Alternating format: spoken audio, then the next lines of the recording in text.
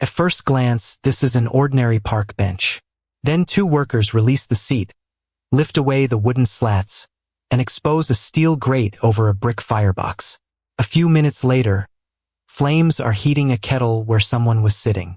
Why would a city hide a stove inside public furniture?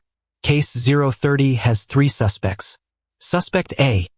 It is a compact public barbecue, built into the bench to save space. Suspect B. The removable seat is only a cover for a maintenance chamber. Suspect C.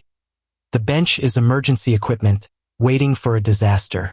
Lock in A, B, or C. The footage gives us three clues. Evidence 1 is the object itself. The seat is not simply hinged upward. Its slats are designed to come off. Under them is a heat-resistant masonry body, a place for fuel, and supports for a metal cooking grate. In the official demonstration, the removed pieces can be placed nearby while the cavity becomes a wood-fired cooking surface. That makes suspect B unlikely. This is not an access hatch that happens to resemble a grill. The geometry has a deliberate cooking sequence. Remove the seat, expose the fire area, insert the grate, light fuel, and place a pot above the flame. Suspect A is still possible. Parks sometimes have permanent barbecue equipment. But this bench has no everyday cooking signs, and the transformation is not presented as a casual picnic feature. To understand its real job, we need the setting around it. Evidence 2 is the park network. Tokyo's official park association currently identifies 63 metropolitan parks and cemeteries as disaster prevention parks. The category does not mean every site has identical equipment. Their roles vary. Some are designated evacuation areas. Some can support large rescue operations. Some are potential helicopter activity sites. In certain parks, ordinary-looking objects are designed for a second operating state. A manhole can accept a temporary toilet. A hand pump can supply non-drinking water. A pergola can become part of a relief space. And a bench can become a cooking station. The design logic is visible. The park remains useful every normal day, but some of its furniture can change jobs when water, electricity, transport, or indoor kitchens are disrupted. That strongly points to suspect C, but one question remains. A stove without fuel, cookware, or trained people is only a heavy box. Evidence 3 is operation.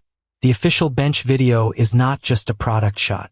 It demonstrates the conversion step by step and boils water over a real flame. Tokyo park events have also included public demonstrations of these benches. Separate disaster drill footage from Japan shows why practice matters. Emergency equipment becomes useful only when organizations and residents know where it is, who controls it, and how it fits into a larger response. That is the final fingerprint.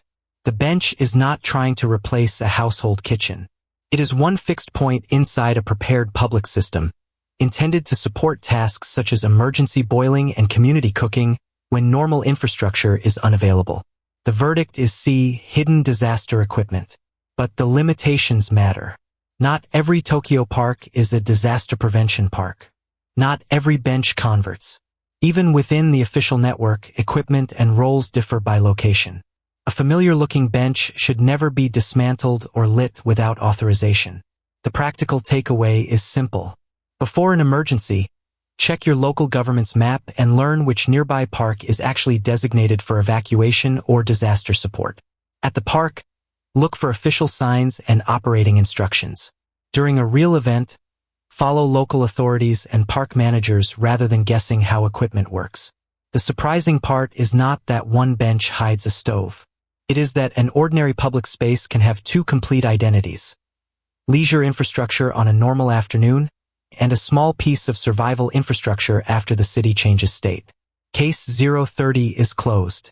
Next time you pass something ordinary, ask the evidence room question. What second job was it designed to do? Subscribe for the next case. Real footage, 3 clues, and 1 scientific verdict.